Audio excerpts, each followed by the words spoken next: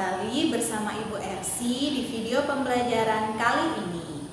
Hari ini kita akan melanjutkan belajar tema 7 peristiwa dalam kehidupan, subtema 2 peristiwa kebangsaan seputar proklamasi kemerdekaan pembelajaran 4. Sebelum kita mulai belajar, ada baiknya kita berdoa menurut agama dan kepercayaan kita masing-masing. Berdoa dimulai.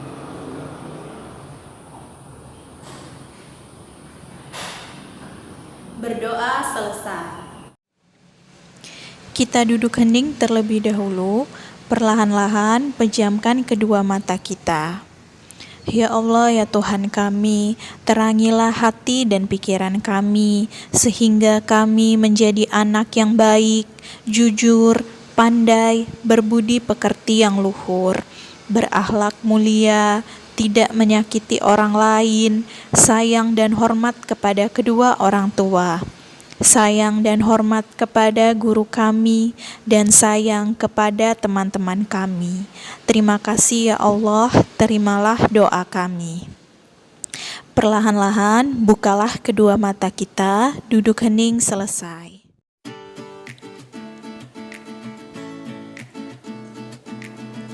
Setelah peristiwa proklamasi kemerdekaan, ada pekerjaan sangat penting yang harus dikerjakan. Pekerjaan itu adalah pembentukan Negara Kesatuan Republik Indonesia. Banyak peristiwa dalam proses terbentuknya Negara Kesatuan Republik Indonesia. Anak-anak, bagaimanakah proses pembentukan Negara Kesatuan Republik Indonesia? Untuk mengetahuinya, mari kita lanjutkan pembelajaran kita. Sebagai negara yang baru lahir, Indonesia belum memiliki undang-undang dasar yang berfungsi untuk mengatur segala aspek kehidupan berbangsa dan bernegara. Kepala negara dan kepala pemerintahan yang akan menjalankan pemerintahan serta kelengkapannya juga belum ada. Para pemimpin bangsa segera memanfaatkan dengan sebaik-baiknya lembaga yang ada pada waktu itu, yaitu PPKI yang dibentuk Jepang sejak tanggal 7 Agustus tahun 1945. Diketuai Insinyur Soekarno dan wakil ketuanya Dr. Andes Muhammad Hatta. PPKI menggantikan tugas BPUPKI yang sudah berakhir. BPUPKI dibentuk pada tanggal 29 April tahun 1945. Anak-anak, berikut ini peristiwa yang mengiringi proses pembentukan Negara Kesatuan Republik Indonesia. Pertama, pembentukan kelengkapan pemerintahan. Kedua, pembentukan Komite Nasional Indonesia. Ketiga, pembentukan alat kelengkapan keamanan negara. Keempat, pembentukan lembaga pemerintahan di seluruh daerah di Indonesia. Pembentukan kelengkapan pemerintahan. Pada tanggal 18 Agustus tahun 1945, PPKI mengadakan sidangnya yang pertama di Gedung Kesenian Jakarta. Sidang dipimpin oleh Insinyur Soekarno dan Dr. Andes Muhammad Hatta sebagai wakilnya. Anggota sidang PPKI sebanyak 27 orang. Melalui pembahasan secara musyawarah, sidang mengambil keputusan penting antara lain sebagai berikut. Mengesahkan Undang-Undang Dasar tahun 1945 sebagai Konstitusi RI, memilih Presiden dan Wakil Presiden, Insinyur Soekarno sebagai Presiden Republik Indonesia dan Dr. Andes Muhammad Hatta sebagai Wakil Presiden Republik Indonesia. Tugas Presiden untuk sementara waktu dibantu oleh Komite Nasional.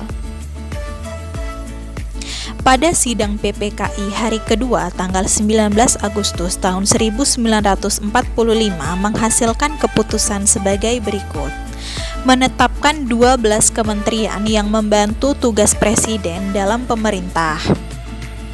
Membagi wilayah Republik Indonesia menjadi 8 provinsi, yaitu Provinsi Sumatera, Provinsi Jawa Barat, Provinsi Jawa Tengah, Provinsi Jawa Timur, Provinsi Sunda Kecil, Provinsi Maluku, Provinsi Sulawesi, dan Provinsi Kalimantan. Pembentukan Komite Nasional Indonesia. PPKI kembali mengadakan sidang pada tanggal 22 Agustus tahun 1945 yang memiliki agenda pokok tentang rencana pembentukan Komite Nasional dan Badan Keamanan Rakyat.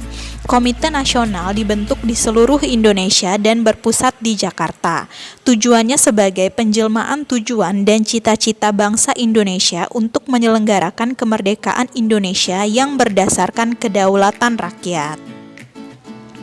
Pembentukan alat kelengkapan keamanan negara.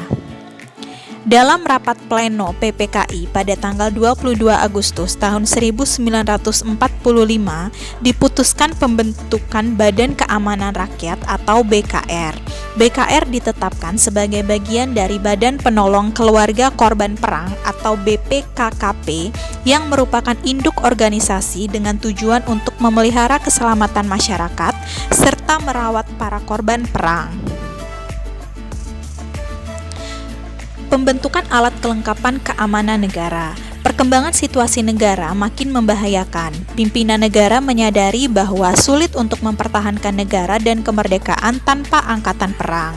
Dalam kondisi seperti itu, pemerintah memanggil pensiunan Mayor KNIL Urip Sumoharjo dari Yogyakarta ke Jakarta dan diberi tugas membentuk tentara kebangsaan. Dengan maklumat pemerintah pada tanggal 5 Oktober tahun 1945, terbentuklah organisasi ketentaraan yang bernama Tentara Keamanan Rakyat atau TKR. Pembentukan lembaga pemerintahan di seluruh daerah di Indonesia. Sesuai dengan keputusan PPKI tanggal 18 Agustus tahun 1945 bahwa tugas presiden dibantu oleh Komite Nasional, di daerah-daerah tugas gubernur atau kepala daerah juga dibantu oleh Komite Nasional di daerah. Pembentukan Komite Nasional Indonesia Daerah yang ada di tiap-tiap provinsi merupakan lembaga yang akan berfungsi sebagai Dewan Perwakilan Rakyat Daerah sebelum diadakan pemilihan umum.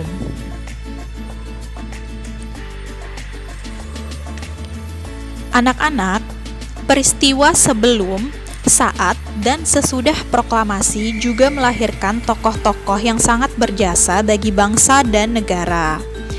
Selain tokoh Dwi Tunggal yakni Insinyur Soekarno dan Dr. Andes Muhammad Hatta, juga kita kenal Ahmad Subarjo. Ahmad Subarjo lahir di Karawang, Jawa Barat pada tanggal 23 Maret tahun 1897. Beliau dikenal sebagai sosok yang rendah hati dan bersahaja. Ahmad Subarjo memiliki jasa yang besar terhadap bangsa dan negara. Beliau ikut menjadi panitia 9 yang merumuskan Piagam Jakarta yang menjadi cikal bakal pembukaan Undang-Undang Dasar tahun 1945. Ahmad Subarjo juga dikenal sebagai tokoh perumus naskah Proklamasi Kemerdekaan Indonesia. Anak-anak, bangsa Indonesia dibangun di atas keragaman dan perbedaan ras, suku, golongan, agama, dan budaya yang hidup beriringan menjadikan Indonesia bangsa yang besar. Sebagai bangsa yang terdiri atas beraneka ragam suku bangsa, kita harus bangga karena suku-suku yang ada mempunyai budaya yang beragam. Keragaman tersebut terlihat jelas dalam unsur-unsurnya. Berikut ini unsur-unsur dari sebuah budaya. Pertama, religi atau kepercayaan. Kedua, mata pencaharian. Ketiga, teknologi dan peralatan. Keempat, kesenian. Kelima, pengetahuan. Keenam, sistem kemasyarakatan. Dan ketujuh, bahasa. Unsur budaya yang pertama adalah religi atau kepercayaan. Di Indonesia diakui adanya 6 agama resmi, yaitu Hindu, Buddha, Islam, Katolik, Kristen, dan Konghucu. Semuanya dapat mengembangkan sikap toleransi dan kerukunan.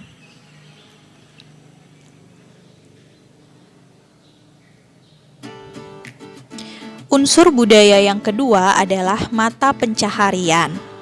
Keragaman alam di Indonesia menyebabkan mata pencaharian masyarakatnya juga beragam. Sebagian penduduk Indonesia menjadi petani karena memang tanahnya subur. Sementara itu, orang-orang yang tinggal di tepi sungai atau pantai mengandalkan perikanan sebagai mata pencahariannya.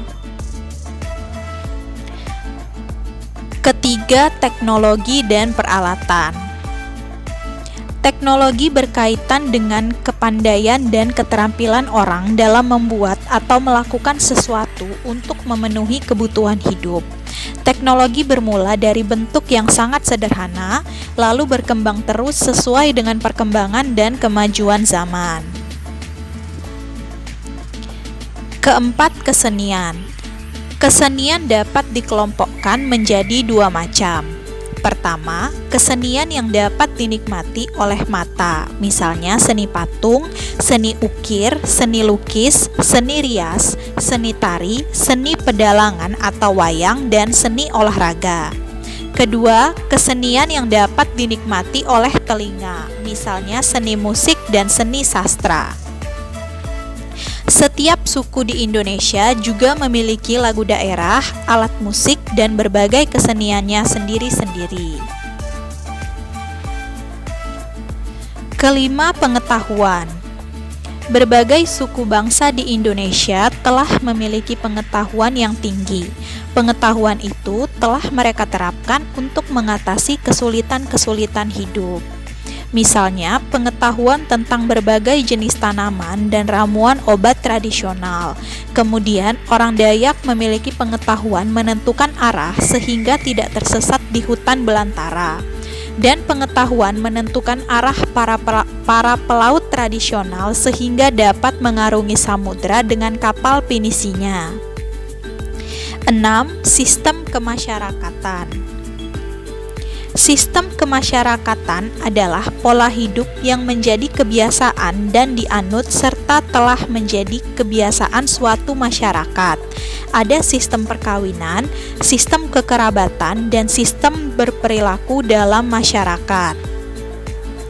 Contoh sistem kekerabatan adalah sistem marga pada suku Batak dan sistem trah pada suku Jawa.